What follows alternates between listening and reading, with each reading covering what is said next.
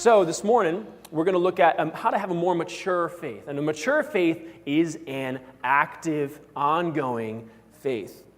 That means we have to look at some parts of our lives and how do we improve on those parts of our lives. And sometimes there's a couple areas, for most of us, there's some areas that we really don't want to talk about, that we really don't want to address because it's painful, because it's hard, because it's our weakness. And we're going to talk about one of the most ongoing struggles and failures of mankind this morning, and that's communication. One of the greats, Apostle Paul, in the Bible, he wrote, I think, almost two-thirds of the New Testament, the Apostle Paul. And he said this, "When I was a child, I spoke and I thought and I reasoned like a child. But when I grew up, I put away childish things." Paul is saying there's a time to grow up. There's a time that we must grow up, not just physically or emotionally, but spiritually too. There's a time that we say, yes, we believe in Jesus, but then there has to be a time where we prove it by a maturity, by an ongoing process of growing and discipline. Now, we're going to look at communication this morning, so let's define what communication is. It takes two, right? It takes somebody to speak or somebody to give information and somebody to receive, somebody to listen, right? That's communication, and those roles switch back and they switch forth. Now, when God created mankind, He created us so unique, more unique than anything else in the universe. Technology, our phones and our computers, there's so many ways and avenues that we have learned to communicate with each other that no other species and nothing else could ever possibly learn. So communication is an ongoing action, right?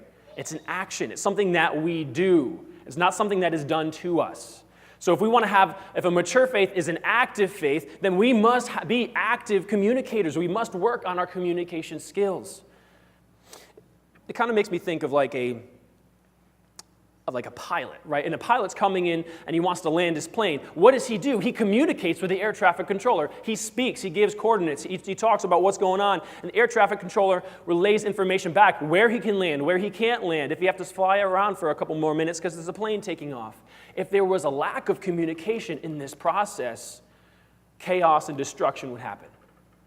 And that's what happens in our lives. When there's a lack of communication, chaos and destruction happens. If you can open up your Bibles to James chapter 1, we're going to dig right back into James again. James chapter 1, verse 19. It says this, "Understand this, my dear brothers and my sisters." I'm reading from a different translation. It might be different than your Bibles. "You must all be quick to listen and slow to speak and slow to get angry. Human anger does not produce the righteousness that God desires. So, get rid of all the filth and all of the evil in your lives, and humbly accept the word God has planted in your hearts, for it has the power to save your souls.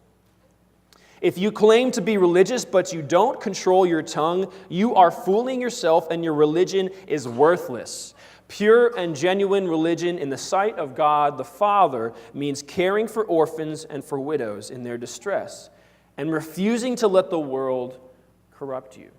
Now, there's a lot packed in these 8 verses, and there's 3 main points that we want to highlight today. Number 1, we have to be quick to listen. Number 2, we have to be slow to speak, and number 3, slow to become angry.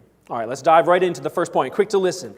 Now, this might seem like guys have a harder time listening, maybe because we're not interested or things like that, but this is something that we all have to deal with, right? This is something that we all face, and for different reasons. Maybe you don't like the person, right? That makes it really hard to listen what they have to say.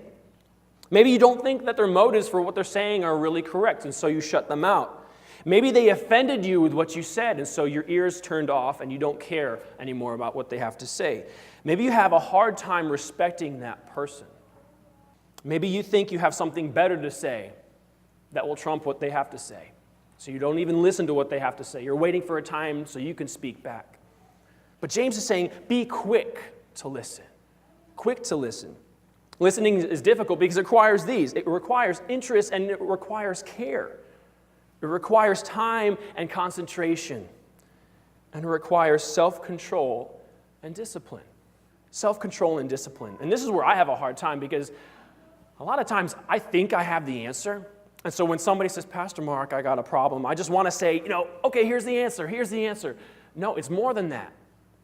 It's not about what you say or how quickly you say it, because if you're only thinking about what you have to say, then you're shutting the other person out, right?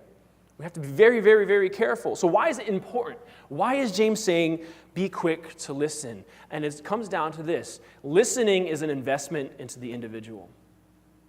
It's investing time and concentration, investing self-control and discipline into an individual, because you are then validating that they have value and they have worth to you.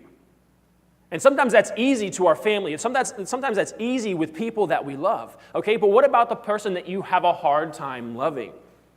That's when listening gets very difficult. That coworker that just gets on and on and on and on at you. That boss that really doesn't listen to your ideas and doesn't really have any care for you. And that's hard. And that's really hard.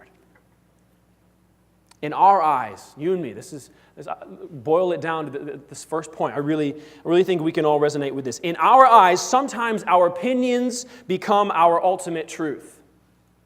Right? Our preconceived ideas about the way that things should be, our own opinions suddenly carry so much weight, just as much weight as the Scriptures.